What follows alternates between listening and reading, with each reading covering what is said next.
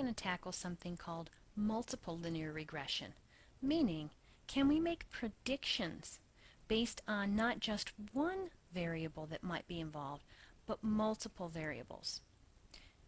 Consider child's age, teacher's experience, parents' education.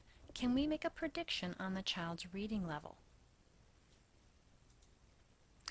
If we were to put all into Excel, we would come up with the following summary output. First and foremost, we have to look at the ANOVA concept, meaning can we use an F-test and decide whether or not we have a significant model that's developed, a global test if you want to call it that. And here we would look at the F value, very large, and the significance of F.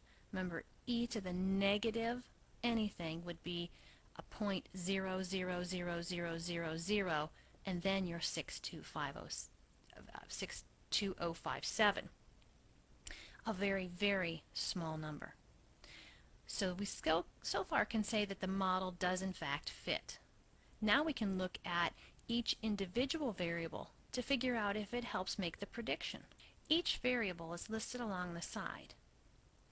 Skip over the coefficient for just a moment, though it is a very important concept, and go, yes, t statistic stands for the calculated value of t, but let's go to what we know best, which are these p-values.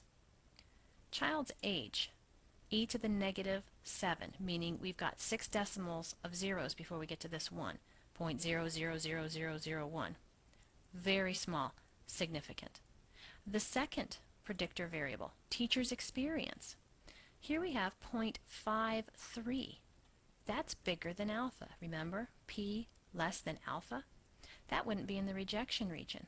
That's not an important variable. Then we go to the third.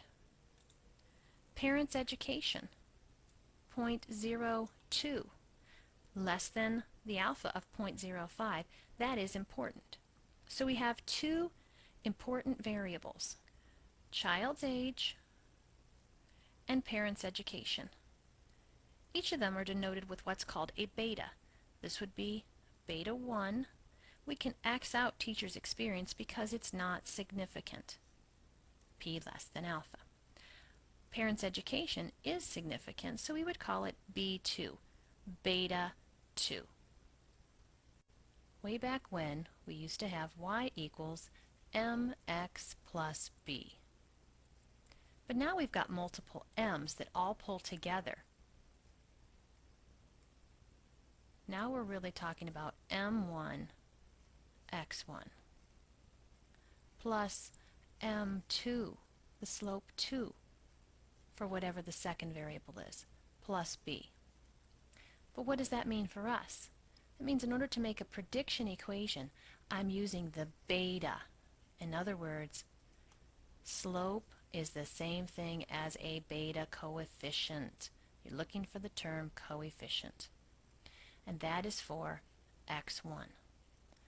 And then we have one for the second beta, so we'll call it beta 2 for the x2. But this b really is in terms of what is the intercept. Now, if I'm only going to use significant variables, I need to go rerun the data, this information, which then became this information, saying, oh, the model fits. At least one of those beta is not 0. We don't want teacher experience in there because it's not significant. So let's go back to our data again, and let's get rid of this teacher experience column. Now, let's redo data, data analysis, regression. My input y, what am I trying to predict, is reading level.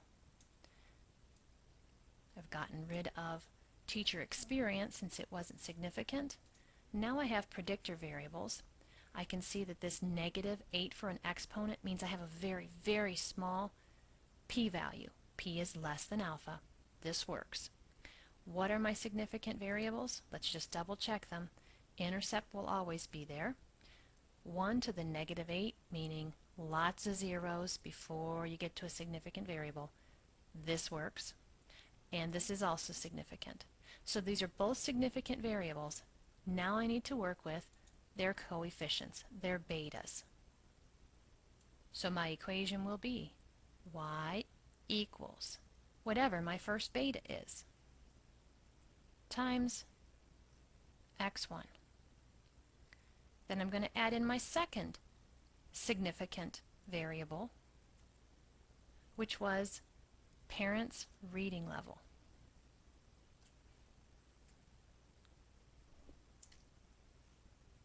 And multiply that by x2. But never forget your intercept. So that's my prediction equation. Now, what do I really do with it? Globally, I know that my model works because of this value, the p-value. And I know that I have statistical significance in these two variables. Having a prediction equation based off of these coefficients. But again, what do I do with it? Well, first and foremost, the concept of multiple linear regression is very complicated, and you could take entire courses on this. So this is the Cliff Note version. I would highly encourage you to read your book and go into more detail on why the global testing, why the individual testing, what the ramifications are, what dummy variables are, and it doesn't mean they are a dummy, it just means it's a qualitative piece that can't be measured numerically, so that you understand when we get to these predictions. For instance, I want to predict the reading level, the y value, for a child who is, let's say, 12 years old, and I have to use the other significant variable, which was parents' education.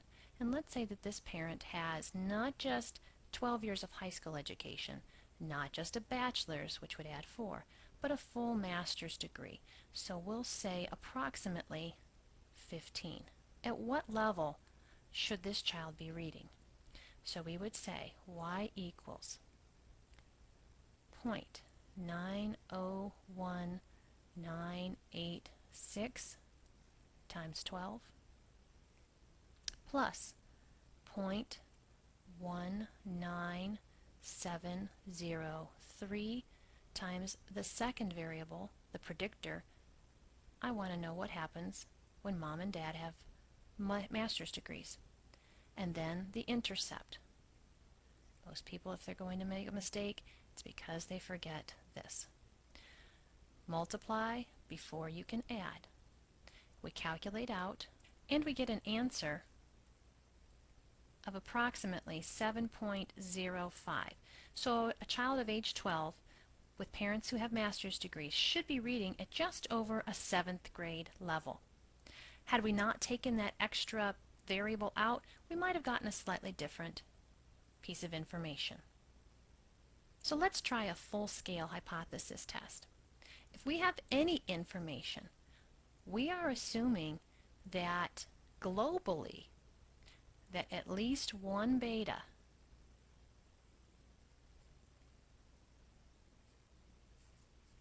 does not equal 0.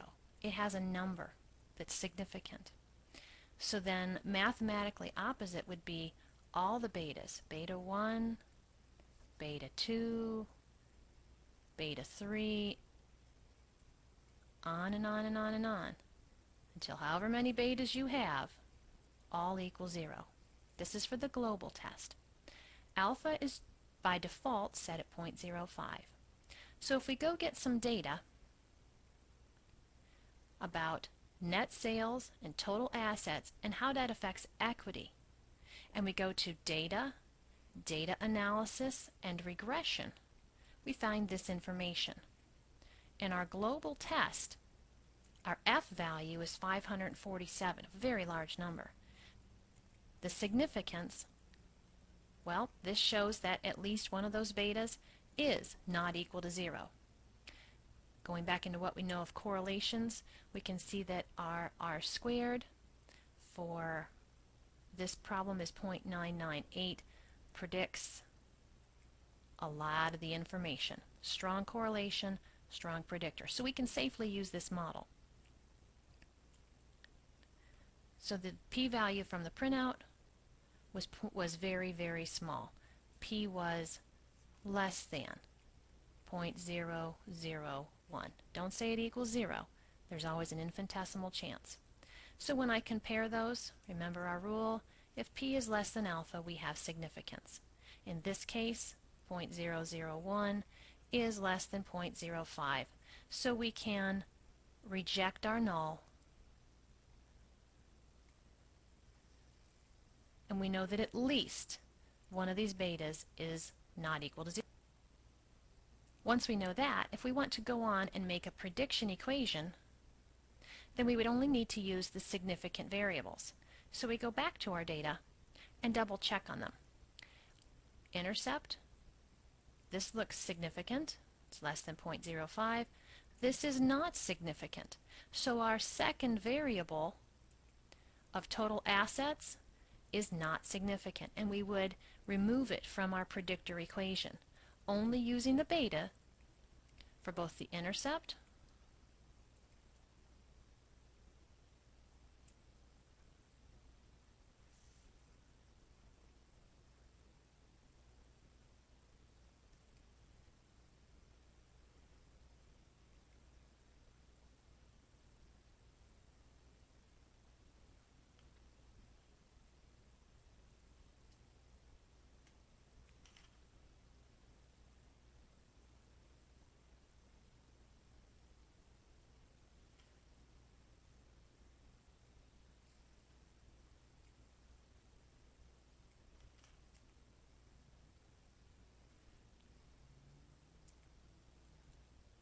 So when we look at our information, we're looking at p-values to find out which are important. The first predictor value of net sales for x1 is important. It is significant. But the second variable, which represented total assets, is not significant. We know that at least one of the variables was not equal to 0. So we can use the model, but to be more accurate, we should rerun our data. We should get rid of the assets column and then rerun this by going data, data analysis, regression, choosing the y values, and then the x values. Does our model still fit? Yes. That's a very small number, less than 0.05. And now when I go from my predictor equation, I'm going to use both of these coefficients. One is the intercept, and the other is for my significant predictor variable. So my equation would say y equals 0.16863 times x1 minus the intercept value of 1.66893. Again, when would you use this? When you want to make a prediction. In other words, what would the person's equity be predicted to be if their net sales were at 180? Always make sure that this number is within the range of your original data. You can't predict outside that. So plugging that in, 0.16863 times 180, and then subtract out the intercepts beta coefficient, and we have a whopping value of 28.68 when it's rounded. So I'm assuming that these are in a different type of unit, for instance, millions or billions, maybe thousands, depending on the level of the problem, but we don't have that information, just raw data. That would what you would predict this person to have in equity if they have 180 whatever's in sales. Lastly, though most of our predictions are going to be that beta does not equal 0, meaning it's two-tailed, we're going to compare P to alpha just like always. But should you have a strange instance where you're comparing beta greater than 0 or beta less than 0, then you would need to take your p-value and divide it by 2. That's what other programs will do. Excel has done it for us up to this point with independent and dependent tests, but it doesn't do so in regression. It probably won't be an issue, but just a little FYI.